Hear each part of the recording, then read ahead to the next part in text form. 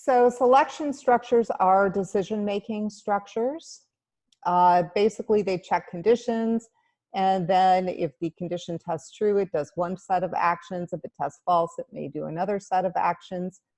There's really three different types of decision-making structures. There's if else, and switch.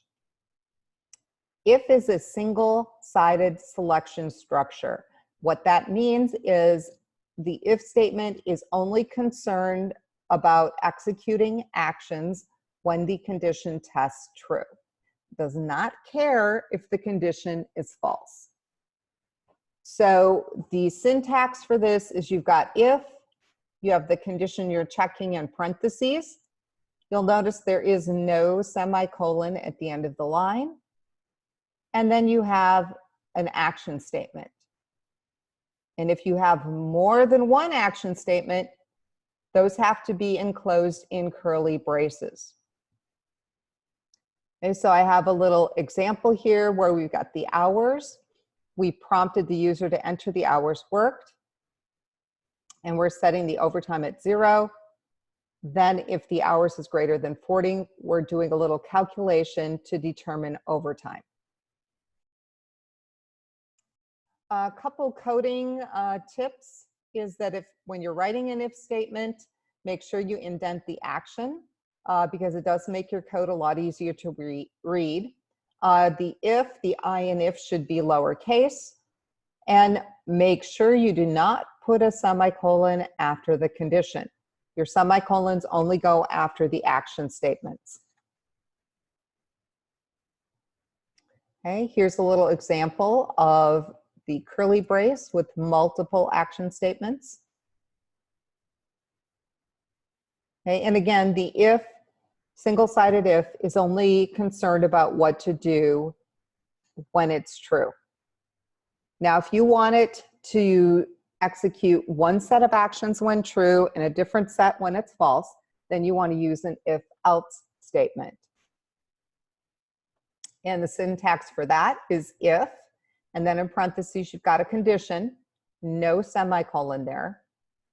Then you have the action you want to execute if it's true, the keyword else with no semicolon, and then actions you want executed when it is false. And again, anytime you have more than one action, make sure you enclose them in curly braces.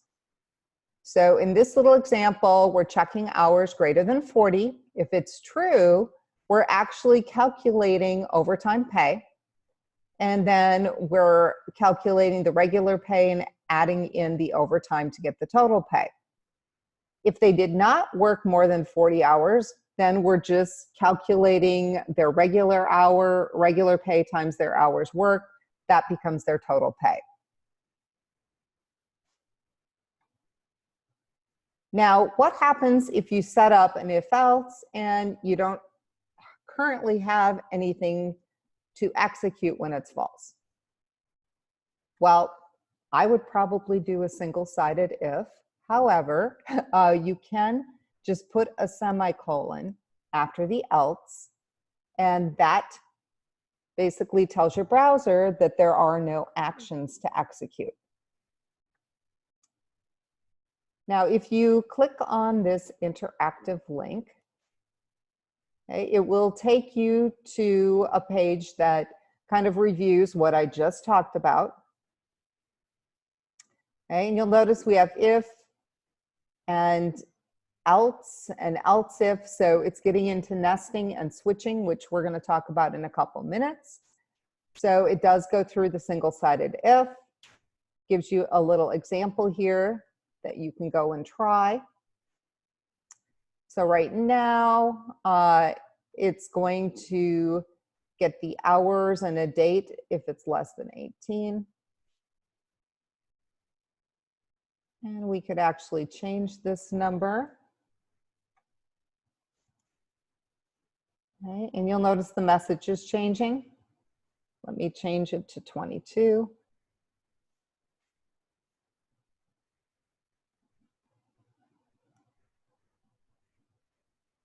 Okay, so you can see that you can kind of play with these. play with the message. Oops, it's displaying.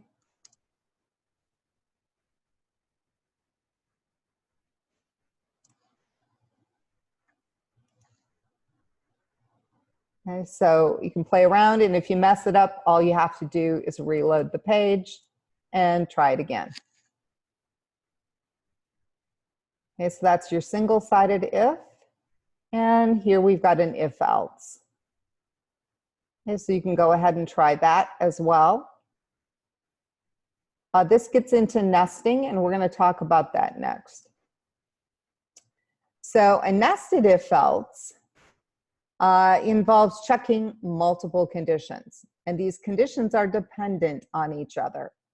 So you basically check the first condition, and if that is true, you execute an action.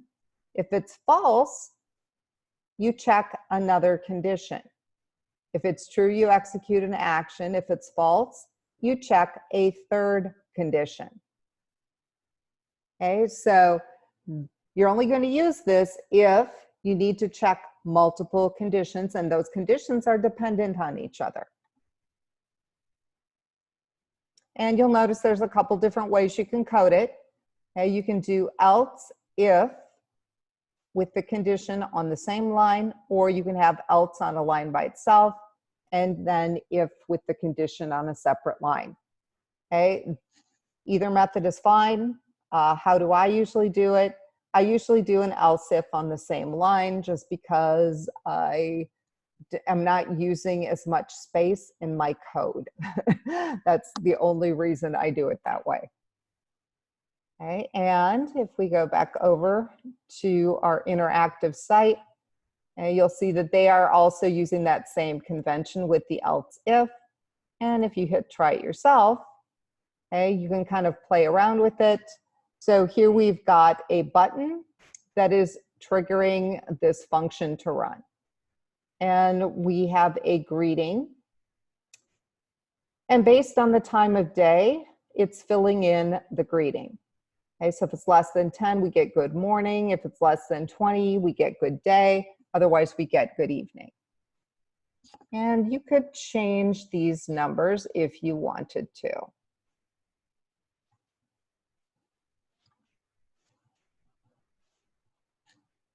Okay, so we're in good day, but now if I change this to 12 and run it,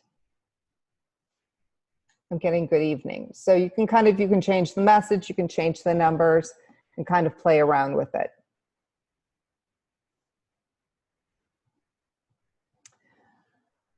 The switch statement is actually one of my favorite statements. It is a very clean way to check values.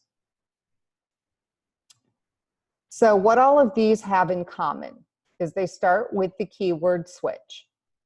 And then in parentheses, we have to have a variable that we are checking.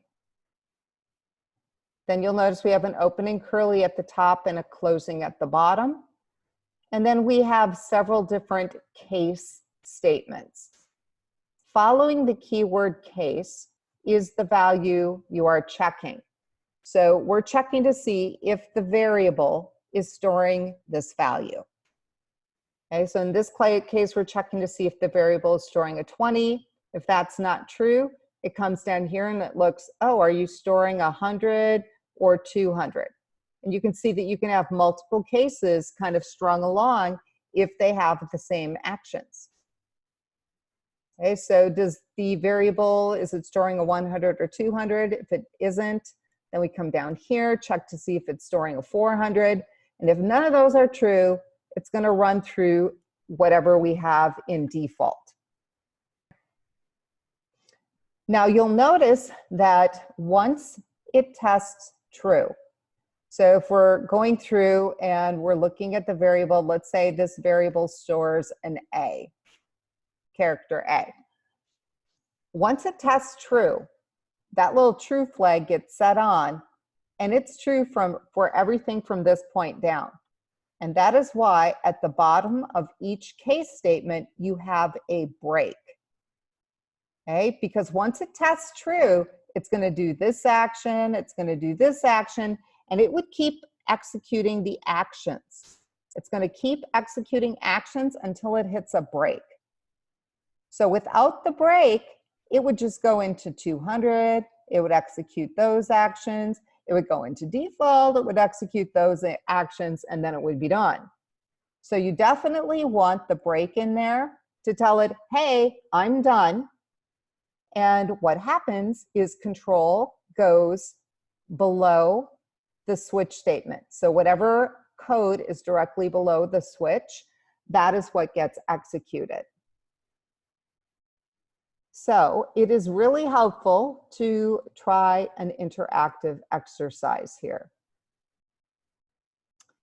So this little example is using a date function to get the current day of the week. Okay, and the day of the week is stored with the first day having a value of 0. Okay, so Sunday has a value of 0. Okay, so it's just telling me today is Tuesday. Now, I could change these to something totally different. Let's see.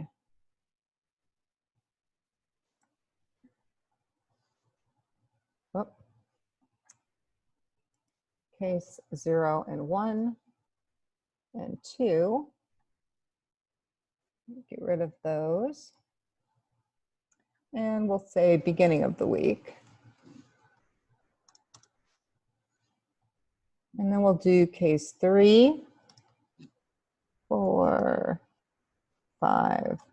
And we do need the keyword case in here.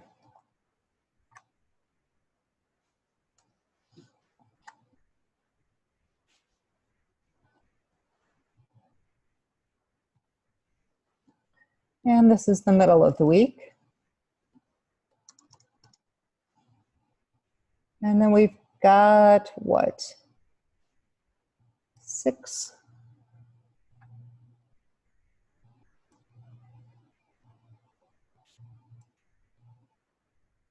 And we might change this just a little bit.